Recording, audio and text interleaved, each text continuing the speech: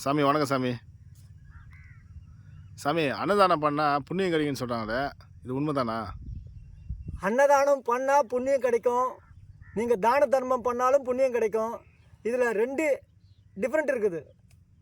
எப்போது இந்த தான தர்மம் அப்படின்னு சொன்னால், இந்த தர்மம் அப்படின்னு சொன்னால் ஒரு எதிர்பார்த்து நமக்கு என்ன கிடைக்குன்னு எதிர்பார்த்து செய்கிறது ஒரு விதமான செயல். இப்போ தானம் பண்ணுறேன்னு சொல்லுவாங்க. தானம்னா எதை எதிர்பார்க்க மாட்டாங்க, கையில் கட்சி தான் இந்தாப்பான்னு சொல்லிட்டு கொடுத்துட்டு போயிடுவாங்க. ஸோ இது இப்போ உங்களுக்கு தெரிஞ்சு போச்சு, இப்போ தானம்னா என்ன தர்மம்னா என்னன்ட்டு. இப்போ வாழ்க்கையில் அன்னதானம் அப்படின்னு சொன்னால் ஒரு அன்னத்தை தானம் பண்ணுறது. ஆனால் எல்லாருமே இன்றைக்கி வாழ்க்கையில் பார்த்திங்கன்னா தானம் பண்ணுறாங்க, அன்னதானம் பண்ணுறாங்க. ஆனால் அன்னதானம் பண்ணுறது பார்த்தா 4 வேளை முழுசாக சாப்பிட்ற ஆளை கூப்பிட்டு தான் நம்ம அன்னத்தை கொடுத்துட்டு இருக்கிறாங்க. அங்கே நமக்கு எதிர்பார்த்த மாதிரி புண்ணியம் கிடைக்குமா இது கிடைக்குமான்றதெல்லாம் எப்படி நம்ம சொல்ல முடியும்? ஆனால் அன்னதானம் பண்ணணும். ஆதி காலத்தில் என்ன சொன்னாங்கன்னா, இப்போ நம்ம வாழ்க்கையில் நம்ம கண்ணெதில் பார்க்குறோம் பார்த்தீங்களா, ஏதோ காரணத்தில் அவங்க வாழ்க்கையில் அனாதையாக குழந்தைகளா, அனாதை அதாவது அவங்க வாழ்க்கையில் முதியோர் இருப்பாங்க.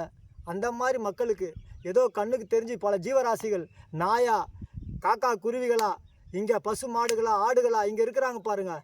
அந்த ஜீவராசிகளுக்கு உங்களால் முடிஞ்சது ஒரு நாள் அவங்களுக்கு அந்த ஜீவனுக்கு கொடுக்குறது. நீங்கள் சாப்பிட்ற சாப்பாட்டில் ஒரு புடி எடுத்து கொடுக்குறீங்க பாருங்கள், இதுதான் உண்மையான அன்னதானம். சும்மா நம்ம பெருமைக்கு பேர் வரத்துக்காக ஒரு கோயிலில் ஒரு ஃபங்க்ஷன் நடக்குது, அங்கே ஏற்கனவே வரவங்க எல்லாமே பிரம்மாண்டமாக 3 வேளை சாப்பிட்டு தான் அங்கே வருவாங்க. அப்பேற்பட்டவங்க நானும் அன்னதானம் பண்ணுன்னு சொல்லிட்டு பண்ணுறதில்ல இதில் எந்த பிரயோஜனமும் கிடையாது சாமி. தயவுசெய்து அன்னதானம் பண்ணால் நீங்கள் சாப்பிட்ற ஒரு புடி சாப்பாடை ஏதோ எல்லாம் பெரியவங்க சொல்லுவாங்க, அப்பா எங்கள் காக்கா ஆயிட்டாரு, ஐயோ இங்கே பைரவர் பாருங்கள். சாமியாக இருந்தாலும் ஒரு ஜீவனை பக்கத்தில் வச்சுருக்காங்க.